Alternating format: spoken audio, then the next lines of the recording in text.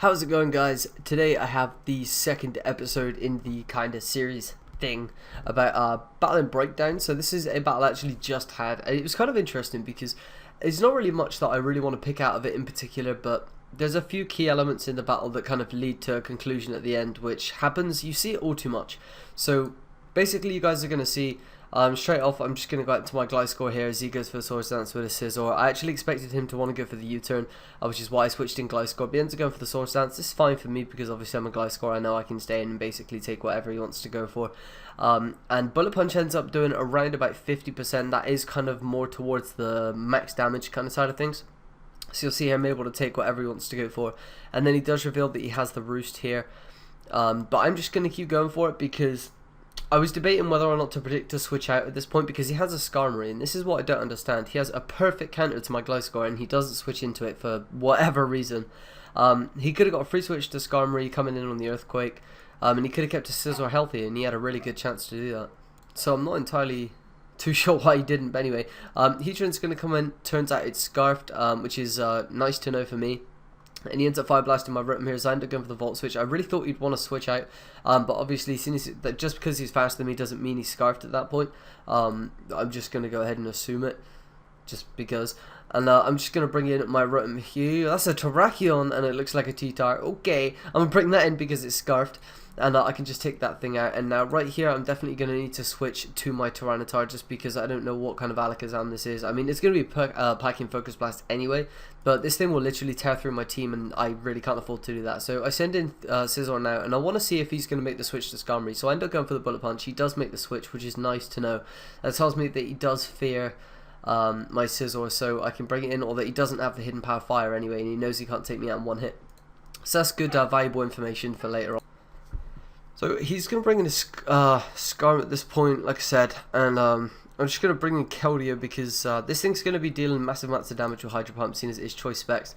So I'm just going to fire that off and bring him down as low as I can. He decides to go for a Drill Peck, which is just really kind of, I don't know, you shouldn't run it. You just shouldn't run it. It just doesn't make any sense. So I'm going to take him out with the Hydro Pump. He's going to bring in the Alakazam. That's going to take me out with the Psyshock. Now, if you guys notice the pokes that are left on either of our teams, you can see the teams up here.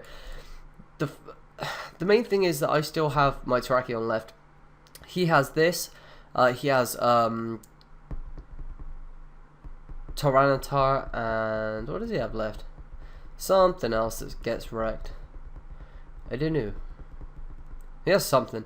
Tyranitar. So I basically here know that I need my Terrakion just from his Pokemon left, and I know from previous events that he is definitely scared of my Scizor. So I'm going to bring that in just because, like I said, we already know he doesn't have the Hidden Power Fire, so I know he's most likely going to switch. So for that reason, I end up going for the Pursuit and catching this Alakazam on the switch out, which is great for me because that means I can now kill it to anything I want, really. Bullet Punch, or I'm a Choice Band set, so he's going to force me to switch here with the Gliscor. But I do have a Choice Scarf Terrakion, so that with the Sash out of the way, the Alakazam is not a threat at all. So now that he brings in his Gliscor here, he's going to go for the Earthquake as I bring in Rotom.